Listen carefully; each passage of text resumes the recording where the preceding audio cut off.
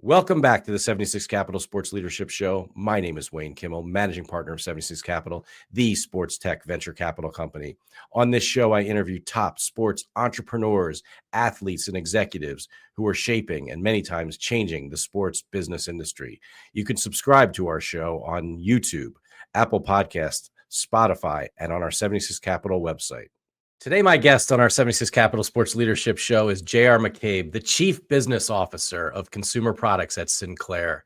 J.R. is someone who's played an incredibly important role in crafting and implementing the groundbreaking partnership between Sinclair, which owns the Tennis Channel, the ATP, the WTA, and a number of U.S.-based tennis tournaments. We're going to get into all of this on this show. J.R., welcome to our 76 Capital Sports Leadership Show. Thank you, Wayne. Glad to be here. I appreciate you having me on.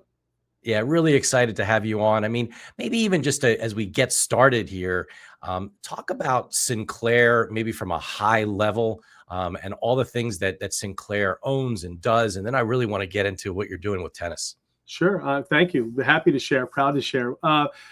Sinclair as an organization is really kind of steeped in local media. That's where the company started and was founded. We now hold and own 185 television stations across 37 states. Our digital footprint mirrors similarly. We have 75 million monthly active users. We have some growth networks, 4 of them. We have the Tennis Channel, as you mentioned. And we also have other partnerships and interests in other countries as well, India and South Korea among them. Our entire goal is really we talk about informing and entertaining, but providing the opportunity for people to receive content, for them to participate in it. We literally talk about wherever we are, we're enriching local lives, whatever that locale may be. And so that's really what at the core Sinclair is all about. We started, with Julian Sinclair Smith's vision. He's an engineer, and then David Smith, our chairman, and Chris Ripley, our CEO, have continued to build upon that to really have impact and the ability to hopefully enrich in a good way communities in which we, live, work, and own assets. Well, let's jump right into it. I mean, let's break down, the details of this new sponsorship and this new sponsorship partnership, between Sinclair, the ATP, the WTA, and these U.S.-based tournaments that you have from all around the tennis world. Sure. It was pretty unique model. When we all looked, and when I say we all, there's kind of a group of us who try to think around what we're trying to do future forward. Rob Weisbord, who's an ardent, as you know, tennis fan, and he's our president and COO, and Ryan Moore, our CRO, Eric Wells, and I really kind of tried to envision what we could do in the world of sports that would be different. The major leagues at this point have a really unique strategy around selling across the season. You can participate in local venues, you can participate with teams and players, but you can sell across the season. Tennis is one of those sports that really hasn't had much success making that happen. And so 2 years ago, we were sitting in an event in Cincinnati. And we were there with a guy named Bob Moran, who works with Ben Navarro. Bob's a great friend to tennis and to us. And we were spitballing what we could potentially do to change the landscape. And so as a part of that, what we envisioned was what we call an enterprises model. And we would want to look at the totality of the sport, try to organize it in a way that made sense for both the tournaments and for the tours, right? Because at the end of the day, everyone's running a P&L. Everyone's got to have a success model that works. What if we could put that all together and then really put a media backbone behind it? And that's where the Tennis Channel factored in heavily, of course. And so everybody liked the idea. And it took some time, not surprisingly, to bring each of the non-major tennis tournament owners together, the tours, who were very receptive to partner with us, but also probably had heard it before. And we said, no, give us the opportunity. Let us take a look at some categories where a national brand and national advertisers had not yet had impact, or it was either not something they wanted to do, or it was too difficult, because tennis, as its very nature, is fragmented. 1 to 2 to 2.5 weeks at a time is really what an event takes, and then it's done. So if you put it all together, you create an enterprise solution, and look at categories that had yet been, really unsponsored. That's where we started. And so Tennis Enterprises was born, which is our internal name. And we organized the events. We organized ATP and WTA. And sure enough, we came into a category where we felt there was opportunity. And that was with 5G telecom. Connectivity is so critical and important to everybody. And so we said, all right, this is a category we can hone in on. And through some relationships that existed across our organization, we were able to make some inroads with Verizon. We also had conversations with other competitors in the space, and Verizon clearly was moving at a different speed and had a different vision than some others. And so we continue to pursue it.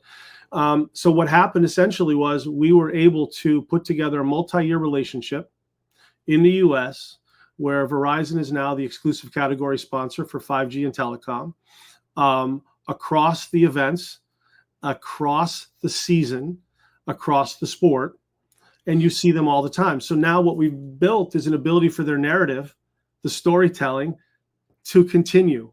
It doesn't start and end in 5 or 7 or 10 or 12 days.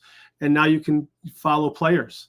You can follow that upcoming star. You can follow that mature star who may be having their final tour. You may be able to follow any of your favorites as they come to the States. And now you do it in a way that's both for brands and fans pretty exceptional. And so we're really pleased that this model has taken hold, and the partnerships really have borne great fruit. I mean, it's really interesting. I really wanted to get into, and I think you just touched upon it a little bit, of how you're able to really help brands sort of redefine the way that they engage with with tennis and tennis fans. I mean, that's what you're across the United States.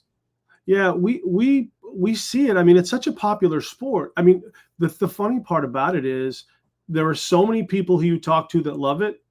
The challenge for them is it's not something that they look at as a season. And we're trying to change that model, right? The fandom, what if Wayne and JR and our friends and family decided, all right, we're going to figure out 4 events we're going to go to throughout the year instead of the one that's nearby, right? Much as you would go to an NBA season game in multiple cities, NFL, right? WNBA, et cetera. That's what we're looking at here. The popularity of the sport is not the question. It's how you put it together in a way that makes sense for people to be cohesive. And it starts also for the brands to have that ability to reach those consumers, to your point. And so I think you can pull them in with value, right? That value exchange is, what do the fans get out of it? Well, you get more support for the sport, but then you make it amazing opportunities for experiences, to be immersed in experiences, great value exchange, exclusivity, exclusive offers for fans that they wouldn't have had before. All things that are just plus ups to the sport, which is amazing. And the sport is just growing in popularity, as you know. More and more people are active in the sport, racket sports specifically, not least of which is the sport of tennis.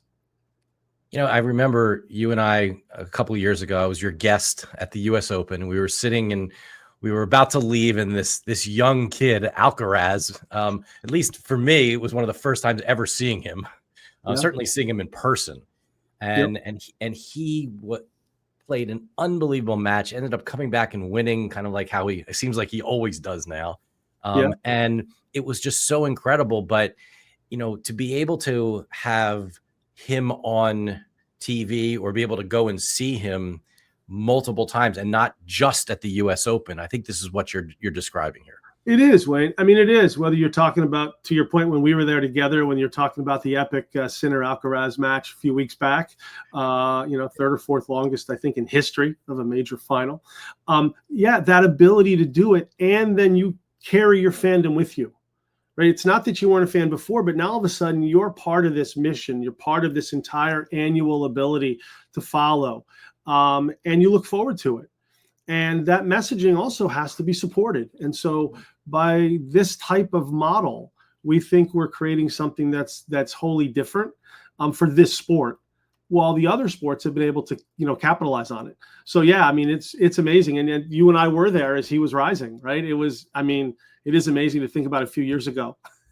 Alcaraz was, who is this kid? Well, you know who he is now. And Sinner, by the way, Sinner is another one of those players who, I mean, he's not in his mid-20s either. I mean, it's fascinating. And this is the growth of the sport. I mean, the sport, it continues to grow. And our mission also in this part of it is to help grow the awareness and the fandom as well. It's really exciting to see what Sinclair's doing, how, Turner's in this game now, and they're in tennis, right? And of course, some of the, the ESPNs and others who have been involved over the years, but just to really see the broadening of networks and channels that want to cover this, because, as you said, because of just, how much people love tennis. Yeah, it really is amazing. It really is amazing when you're talking about, Warner Brothers and Turner being in it, right? And you're talking about what the folks at ESPN have and what we have at Tennis Channel. And we have 92% of global pro tennis that's on the air in the U.S. 92% of it's on Tennis Channel. And to your point, those other moments, right, which we're partners, with the other networks in certain regards when it comes to that, because the goal here is to bring as much of this live tennis as possible. I mean, we have Tennis Channel 2 as a fast channel, which has almost more live sports than any other network, just as a Tennis Channel 2, right? And the birth of that was because there was so much available that still wasn't being seen.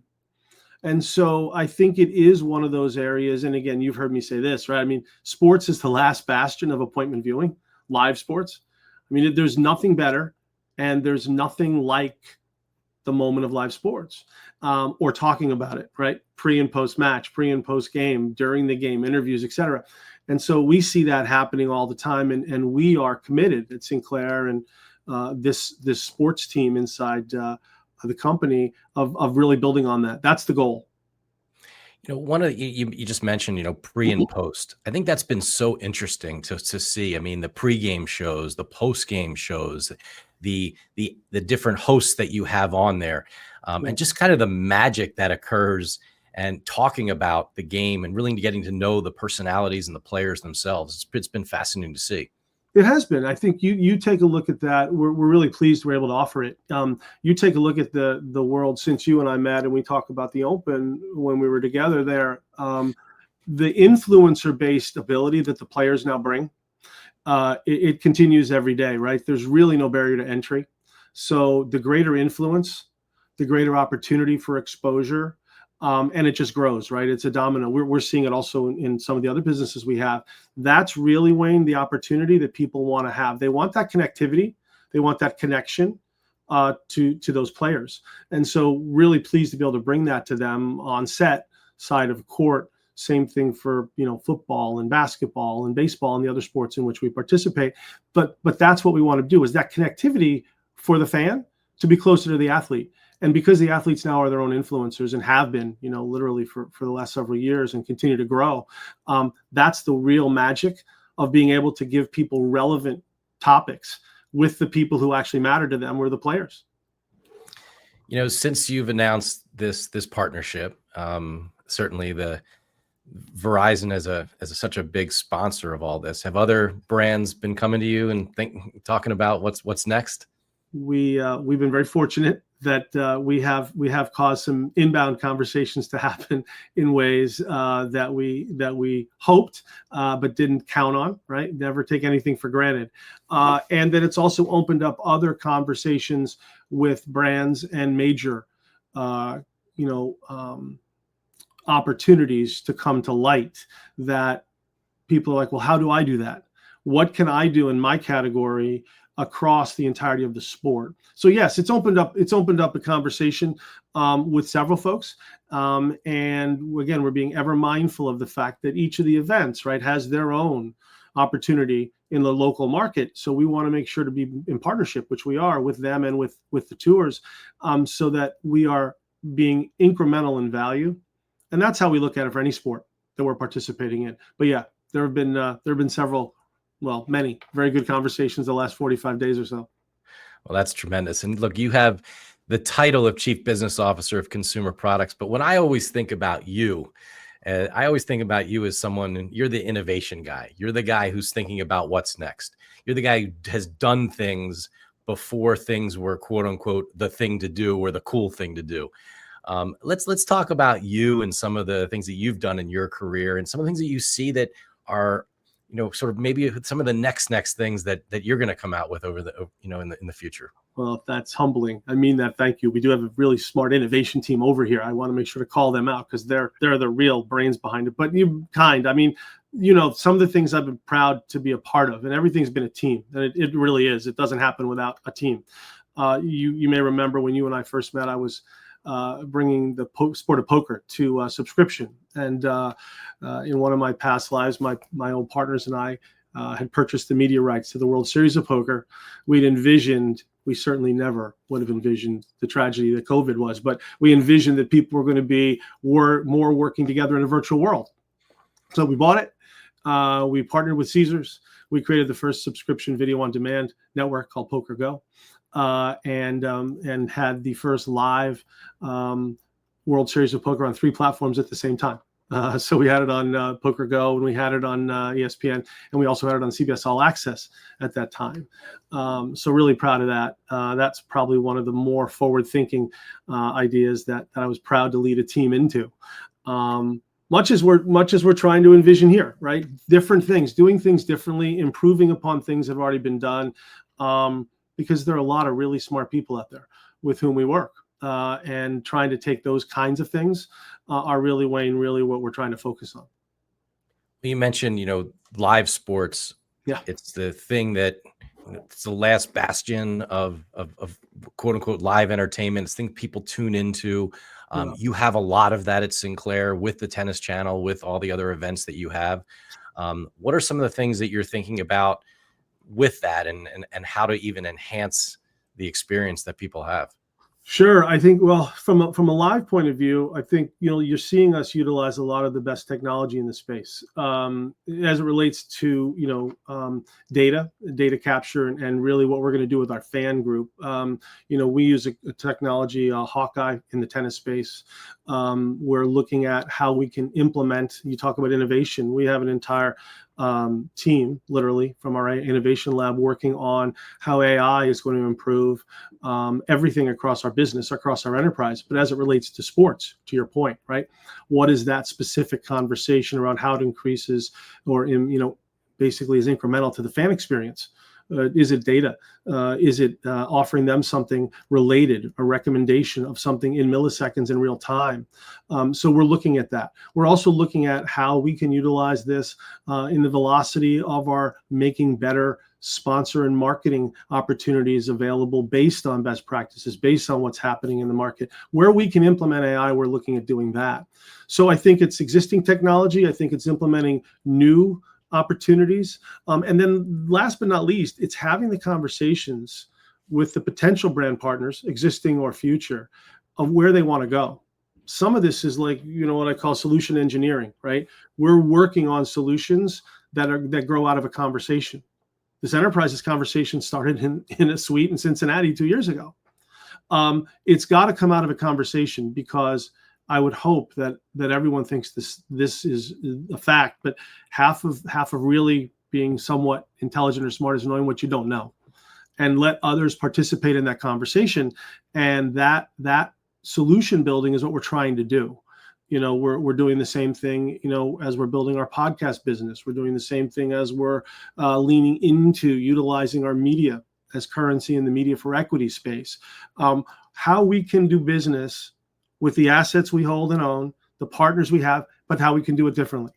And that's how we're thinking about it. And that's a credit. I mean, I've mentioned him before, but that's a credit, to Rob Weisbord, who's been a vision for this company for almost 3 decades, who's our COO and president, Chris Ripley, the Smith family who supports this. It's really amazing. And it's all forward thinking.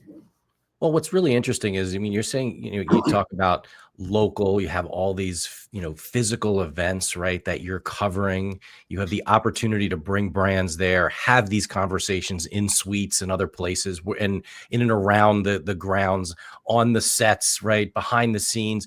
We're both digital guys. We're all about innovation. We're all about the technology and Zoom and everything else. But what's really fascinating to see and hear and watch you is how you've been able to interact in person right, with so many of these groups and create these new innovative partnerships. Well, thanks. It is a very fortunate opportunity, right? I mean, not a lot of people get the opportunity, and then it's what you make of it. And I think we have a really strong group of people. I'm proud to be a part of the team. We do have the ability to do things others don't, where we have access, we have assets. And the other thing I will say this with a little bit of a humble brag for our team. It's a team thing. I mean, we deliver. Yeah, well, you certainly are delivering, no doubt about it. I mean, just to think about, I mean, as you said, the fact that so many people are tuning into tennis, wanting to get to know. I mean, you talked about the younger generation of players on the men's side, on the women's side, all across the world. I mean, it's not just U.S. players, but the fact that there are now U.S. players, that's a great thing. But then also, you have these incredible players from all around the world, and you have this opportunity through the Tennis Channel to actually get to know them all week long prior to kind of the semis and the finals, which may be on other networks. You really have the opportunity to you really want to get to know the next generation of players. You got to tune in the Tennis Channel to see them. That's right. The Tennis Channel or one of our other assets, to your point, right? Like we have Tennis Channel, we have Tennis Channel 2. We're certainly tennis.com, right, which is ours. So the social handles and what we do in social and what we do in YouTube and others. So to your point, we have the ability to storytell throughout a day, throughout a week, throughout an event, throughout a season. And that's special. That is commitment to the sport in that case. And I can see that in other sports and the opportunity that it presents in other sports that maybe they haven't taken advantage of yet. But we're fortunate that we do it. We have a really, really, strong award-winning team that creates that content. It's some of the best production leadership, I'm proud to say, in the world. We've just added our new CEO of Tennis Channel, who just came in, Jeff Blackburn.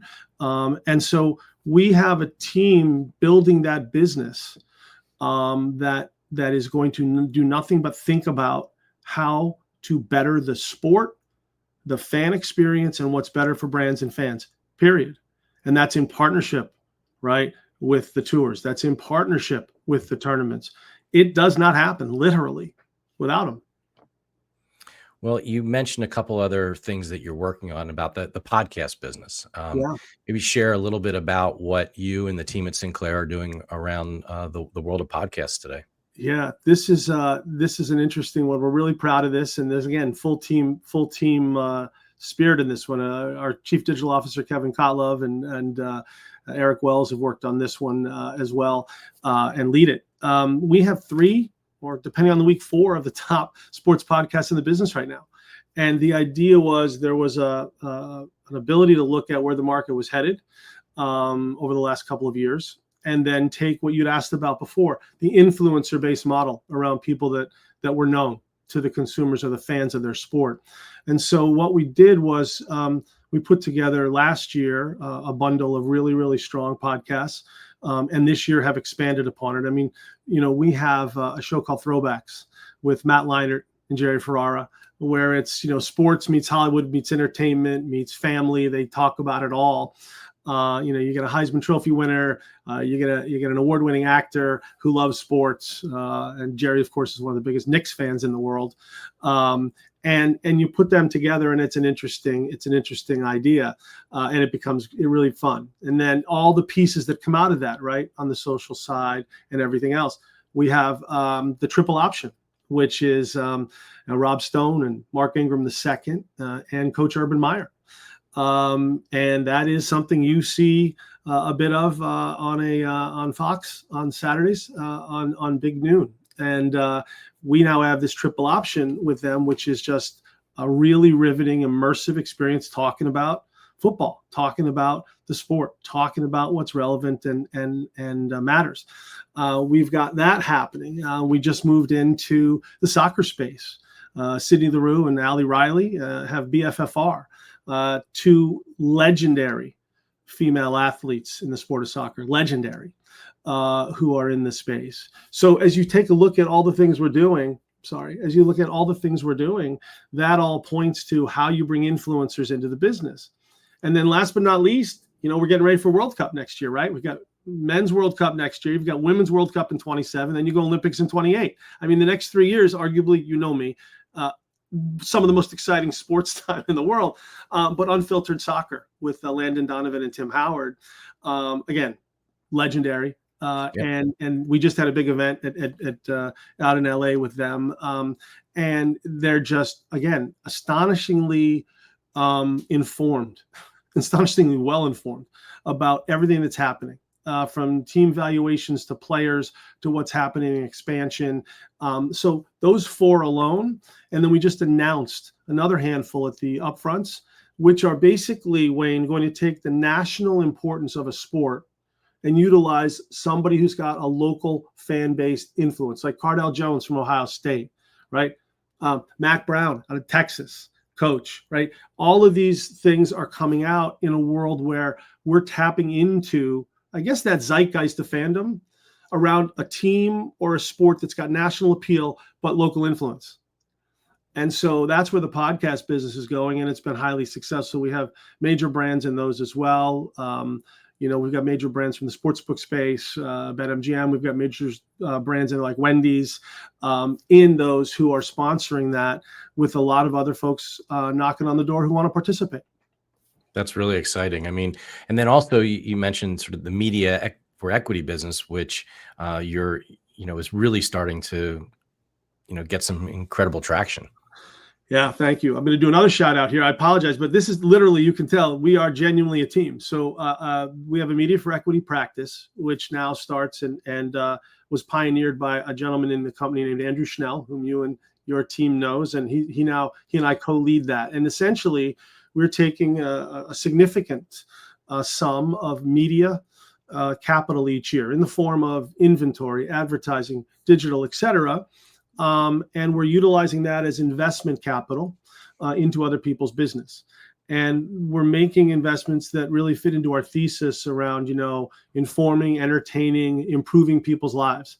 And again, if it's a direct-to-consumer business in there, that's what we look at. And we're partners with people that have global businesses. We're partners with people who have regional businesses. We just made an investment in a company through a mutual third party that's part of the LA golf business that Bryson DeChambeau is a part of. We just made another one in a business called Crush Yard, which is pickleball and high-end bar food. That's Tom Colicchio chef inspired food from one of his former chefs, and Crush Yard is expanding locations and has already got several up, including in Charleston, South Carolina, Orlando. Just did a franchise deal in Buffalo, and so again, we're really trying to think differently while staying true to the core of who we are as a business. Well, it's really incredible to hear about all the things that are happening at Sinclair and with you personally. I mean, and so as we start to wrap up here on our 76 Capital Sports Leadership Show, JR, I'd got to ask you about, what are some of the things that you do to keep, your team together, to really be a leader? What are some of the things that are important to you that each and every day that you work with your team to lead them to the types of success that you've had? I appreciate you asking that, Wayne. I wish I had some brilliant sage advice. I think the one thing I've learned to do more over the last few years, as I've been fortunate to grow, is listen more and say less.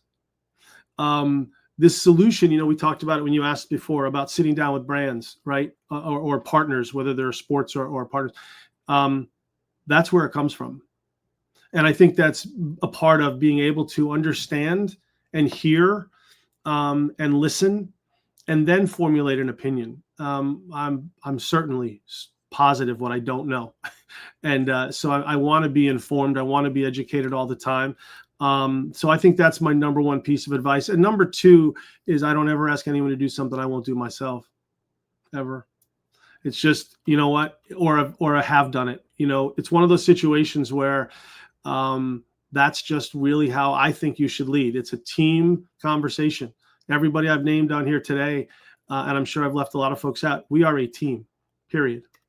And we lead each other. And when we have a heck of an exec committee, and, Chris Ripley, our CEO, has done a great job putting those people in place. Rob Weisbord runs the operation daily. David Smith, our chairman, is involved. We are a team. and we try to lead that way. Well, it's really impressive what you have done so far, but I know this is just the beginning. Especially if you're going to be involved in the mix with all those other great people. I mean, you're going to, I know, keep pushing everyone forward. We're going to try, my friend, and we appreciate you and what you're doing in the industry, and I mean that, and we value you guys and the partnership, the friendship, and I like where sports are headed. I like the opportunities. There are challenges, but I like the opportunity, and I think the next 3 to 5 to 6 years in sports will be unheralded opportunities for growth. Well, thanks so much for coming on the show. It's always great seeing you, and we got to have you back and more. And anytime you have an exciting announcement or other things that are happening in the world of Sinclair, the tennis channel, and all the other things that you're doing, you're more than welcome to come back. So thanks a lot, JR. Thank you, Wayne. My pleasure. On behalf of the entire 76 Capital team, thank you for joining us for this edition of our Sports Leadership Show. Please remember to subscribe to our show on your favorite podcast network or on the 76 Capital website. You can also explore the hundreds of episodes we've produced over the past several years on those same networks. And as always, go out there and make it happen.